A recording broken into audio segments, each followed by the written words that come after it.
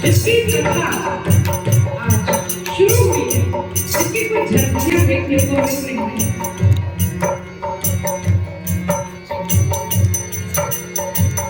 इसकी कुछ झलकियां आपको मिल रही हैं। ये अन्य पुराणों से किस तरह अलग है? ये अन्य पुराणों से इस तरह अलग है कि इसमें वर्तमान समय की समस्याओं के नवीन समाधान दिए गए हैं।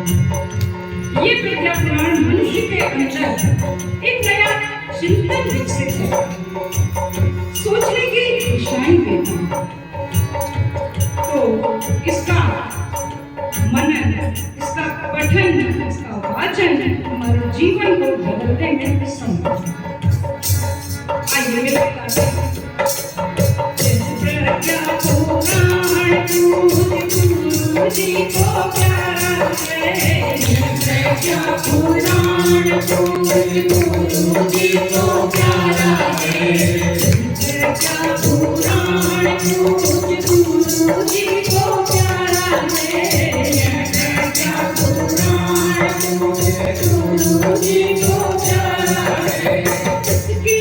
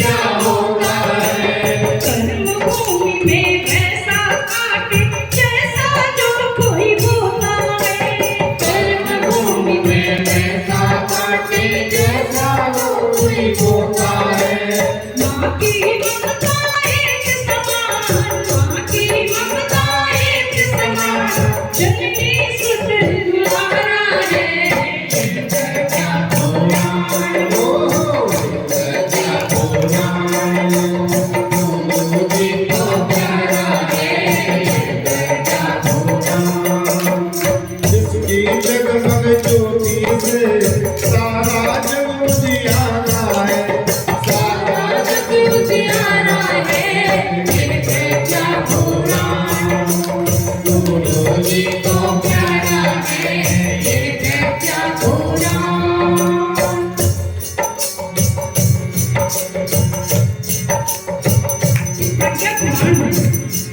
ऋषियों के मध्य इसका वास। सबसे पहले ब्रह्मज्ञानी पिप्पलाद से, महाप्राज्ञ पिप्पलाद से ब्रह्मज्ञानी अष्टावक्र प्रश्न करते हैं और पूछते हैं कि जिसको कहा गया कि ईश्वर का अंश मनुष्य इतना दीन ही क्यों है?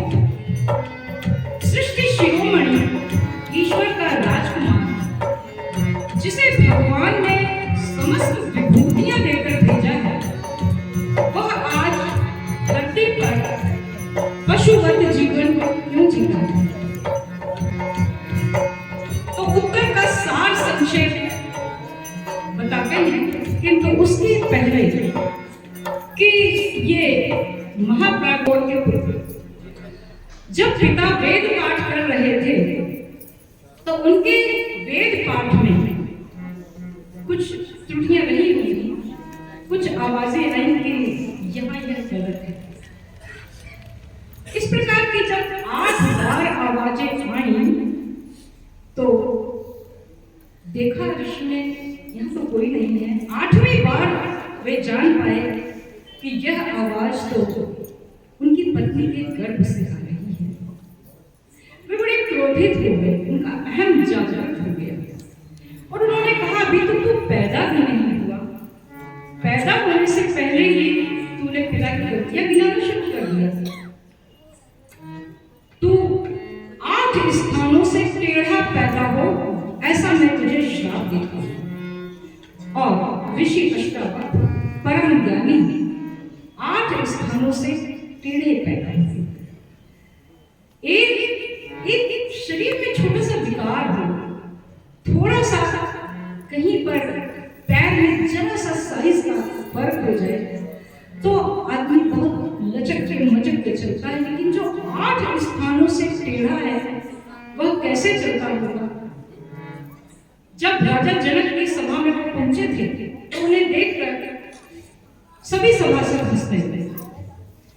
उनके उपहास को तो अष्टावक्र ने गंभीरता से नहीं लिया, किंतु राजा जनक की भी हंसी छूट गई। तब अष्टावक्र ने पूछा, मुझ का हंसने की कोह नहीं, तू मेरे ऊपर हंसता है या मुझे बनाने वाले उस तुम्हार पर हंसता है। ऐसे थे अष्टावक्र जिन्होंने अपने पिता को बंदी पंडित से शास्त्रार्थ करके मुक्त कराया। बंदी पंडित ने शास्त्रार्थ में हरा कर उनके पिता को बंदी बना लिया था, बहुत सारे लोगों को बंदी बनाया था। तो ऐसे महान ऋषि थे अष्टावक्र, भारत के पहले और अब तक आखिरी ऋषि जो अपने पिता के दिए गए श्राप के कारण विकलांग हुए। इनसे प्रश्न पूछते हैं महाप्राज्ञ पिप्पलाद थे दधीचि के पुत्र। जब ऋषि दधीचि ने अपनी हड्डियां दान कर दी देवताओं को, तो उनकी पत्नी उनके साथ सती हो गई। 2 प्रकार की कहानियां मिलती हैं। एक कथा मिलती है कि उस समय माता गर्भवती थी और उन्होंने अपने पेट पर मुक्के मारकर शिशु को बाहर निकाला। और दूसरी कथा मिलती है कि बालक छोटा सा जो भी ऋषि को पिप्पलाद को पीपल के कोटर में रखकर माता पति के साथ सती हो गई।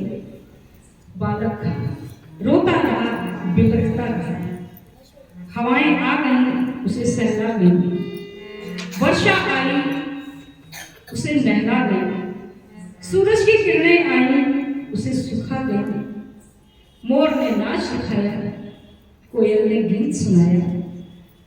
बालक को जब भूख लगती तो पास पड़े पीपल के फल खाकर वह अपना निर्वाह करने लगा और परम ज्ञानी हुआ। नारद जी ने पिप्पलाद को भी ज्ञान दिया था, मंत्र दिया था, पूछा था तुम कौन हो पुत्र। उसने कहा यही तो मैं जानना चाहता हूं कि मैं हूं कौन।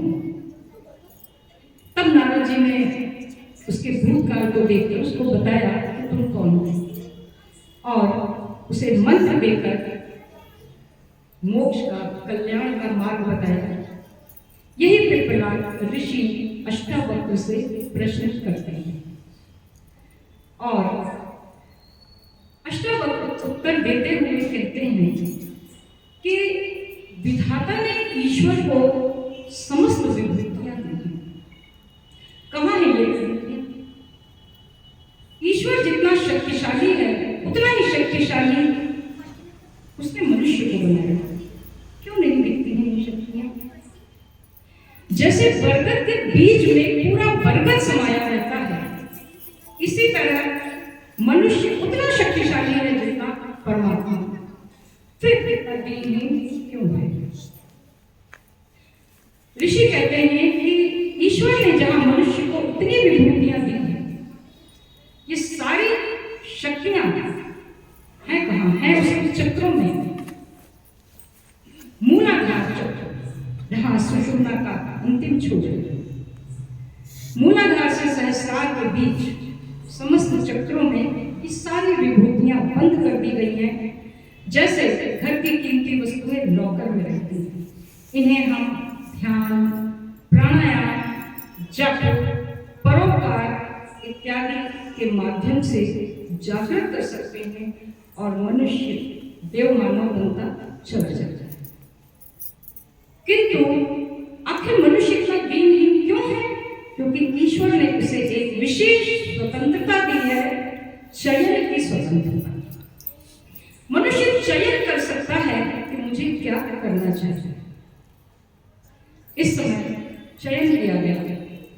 आपने चयन किया अपने घर के भौतिक सुख सुविधा को छोड़कर यहाँ आना।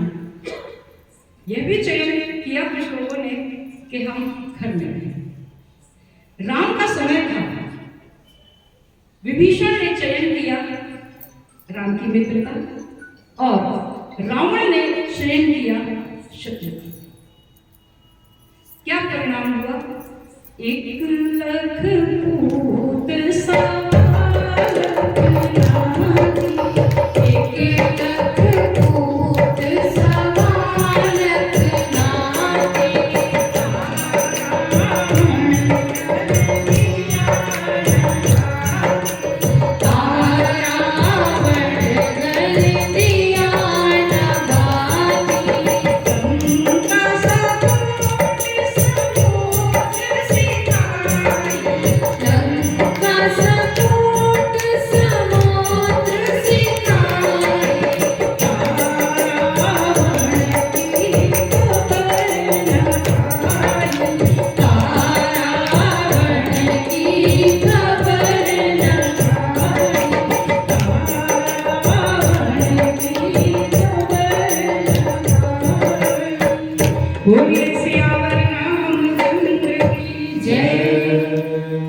वरिष्ठ संगीतकार आदरणीय श्री लल्लू जी अग्रवाल भाई साहब से निवेदन है, गीत निकालने में पुस्तक से आने वाला है क्या तन मांझता है रे माटी में मिल जाना। और हमारे संदीप गौड़ भैया जो शानदार ढोलक पर संगत कर रहे हैं, उन्हें बहुत बहुत धन्यवाद। हमारी बिटिया भूमि वीडियोग्राफी कर रही है, कम से कम इस पूरे कार्यक्रम के 15 से 16 वीडियो यूट्यूब पर आने वाले हैं।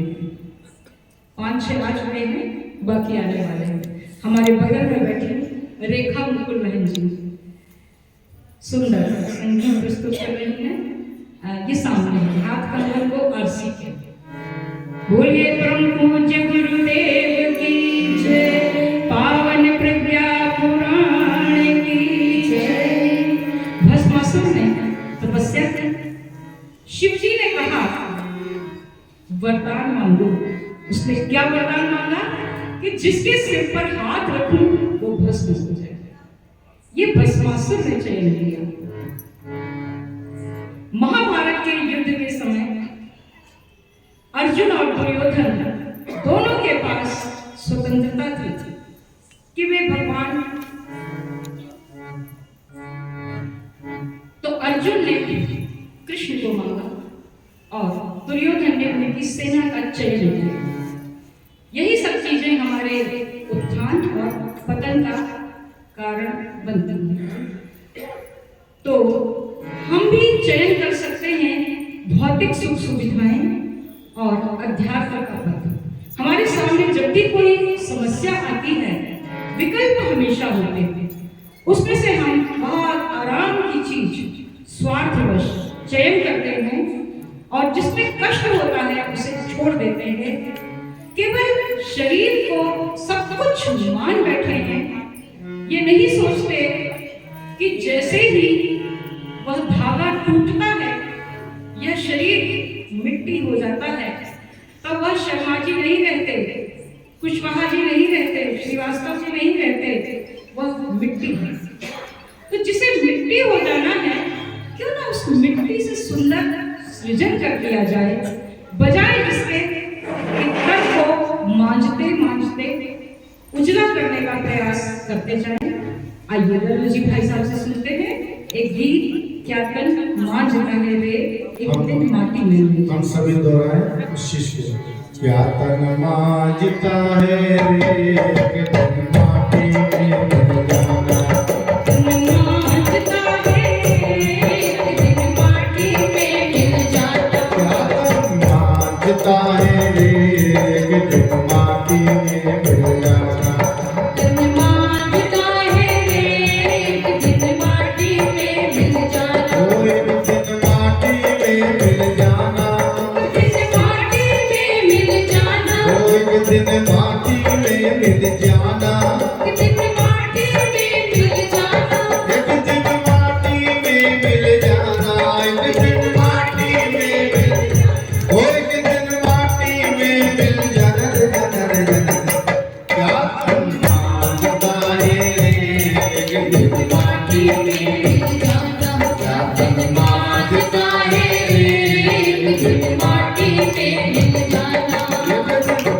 माटी में मिल जाना, एक दिन माटी में मिल जाना।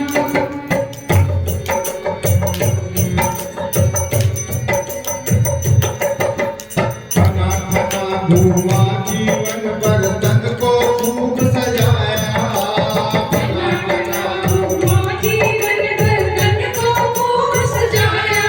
हो बना थका धुआं जीवन भर तन को खूब सजाया, बना थका धुआं जीवन भर तन को खूब सजाया।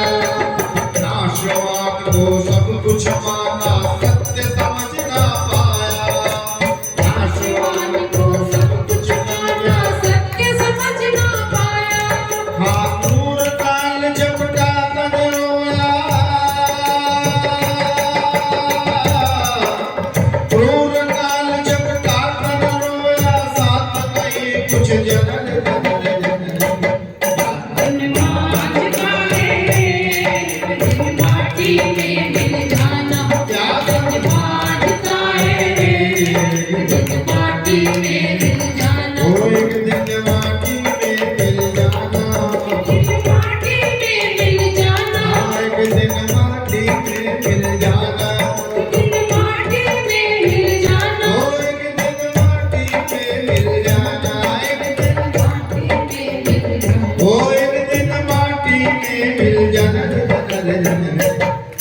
धन्यवाद काहे, एक दिन माटी में मिल जाना। धन्यवाद काहे, एक दिन माटी में मिल जाना। धन्यवाद काहे, एक दिन माटी में मिल जाना।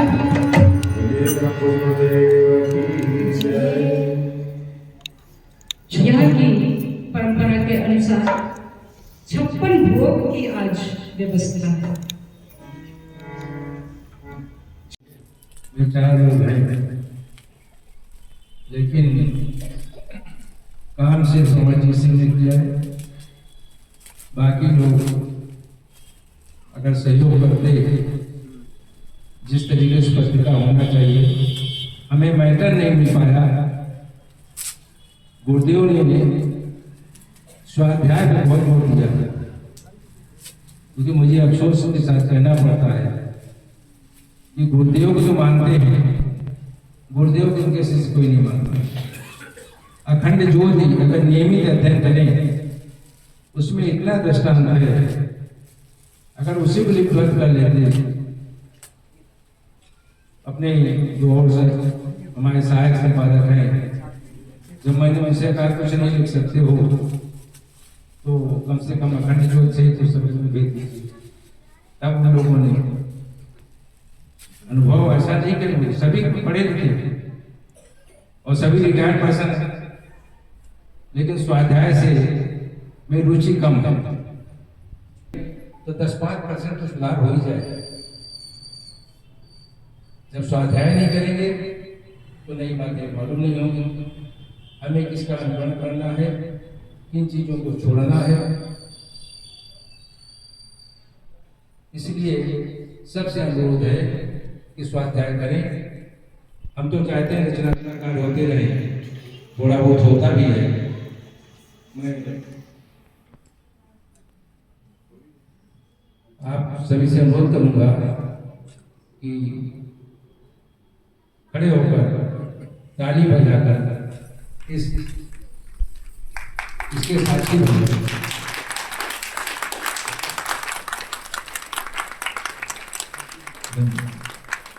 धन्यवाद। आप लोग स्थान ग्रहण करें, आगे कार्यक्रम बहन से जारी करें।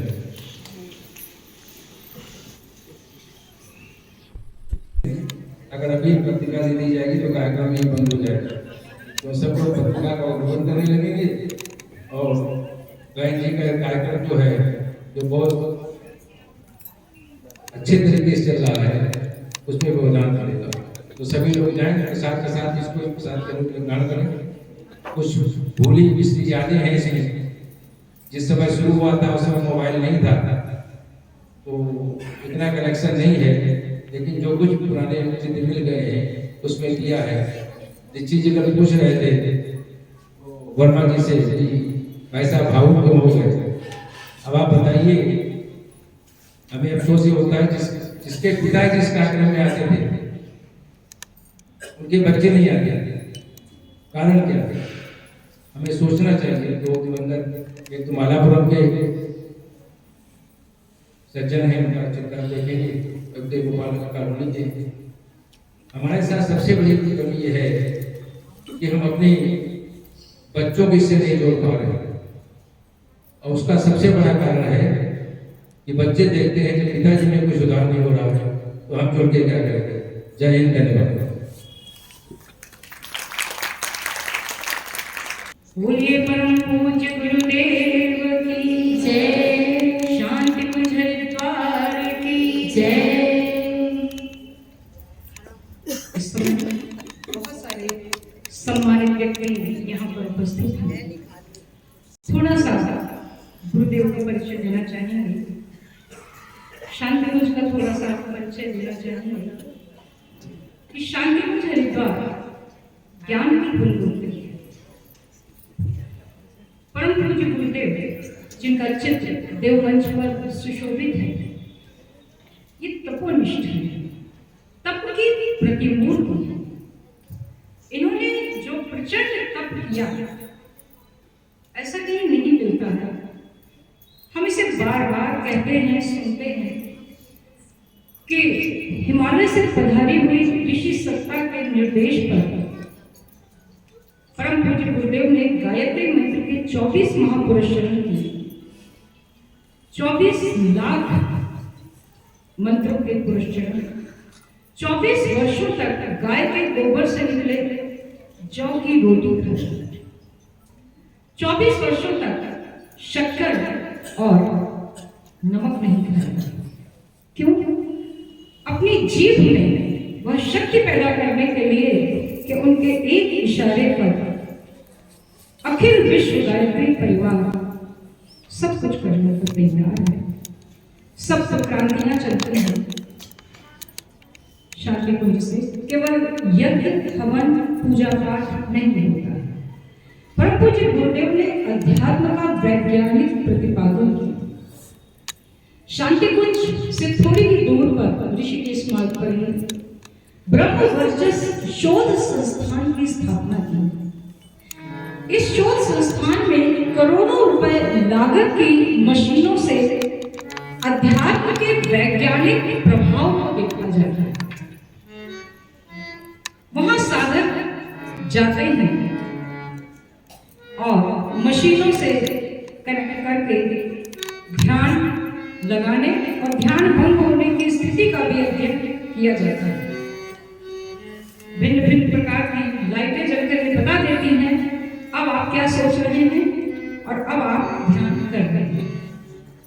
वहां 9 दिवसीय सत्र होते हैं, अनुष्ठान होते हैं, 3 मासीय सत्र होते हैं, स्वास्थ्य परीक्षण और रिपोर्ट्स पहले दिन की जो होती हैं, उसके बाद अनुष्ठान करने के बाद जब और शांति कुंज की दिनचर्या का पालन करने के बाद वहां के भोजन प्रसाद को ग्रहण करने के बाद शरीर की स्थिति और रिपोर्ट्स बदल जाती हैं। हम लोग बताते हैं कि अध्ययन हुए हैं इन्हीं शोधों से छोटे छोटे उदाहरण कि हमारी उंगलियों के टिप्स से ऊर्जा का प्रवाह होता रहता है। सबसे सकारात्मक ऊर्जा दाहिने हाथ की अनामिका उंगली से प्रसारित होती है। इसलिए पूजा पाठ में, तिलक इत्यादि में दाहिने हाथ की अनामिका उंगली का विशेष महत्व है। उसके पश्चात मध्यमा का महत्व है। हमारा अंगुष्ठ ओजपूर्ण स्पंदन प्रदान करता है। शतरानियां जब युद्ध में अपने पति को भेजा करती थी तो वो दाहिने हाथ के अंगूठे से तिलक लगाती थी। तिलक नीचे से ऊपर को लगाया जाता है ताकि आज्ञा चक्र में सुषुप्त शक्तियों का ऊर्ध्वगमन हो सके। बहुत सारे इस प्रकार के शोध शांति कुंज हरिद्वार में निरंतर चलते रहते हैं और वहां जाकर कोई भी व्यक्ति कुछ भी देख सकता है, जो कुछ ऐसा सामने है। वहां पर एक मानवाकृति बनी है। ध्वनि ऊर्जा से किस तरह, मंत्र की शक्ति से किस तरह बल्ब जल जाते हैं और सांस लेते समय कैसे बुझ जाते हैं, ये सब हम लोग बच्चों की तरह खेल कर करके देखा करते हैं। तो आइए, 56 भोग लगे थे तो विचार था कि चलिए थोड़े से राम और कृष्ण की, शिव की बात हो जाए, लेकिन अब प्रसंग छिड़ गया है शांति कुंज का। तो ज्ञान की गंगोत्री शांति कुंज क्या है, इसका एक गीत के माध्यम से देखते हैं। शांति कुंज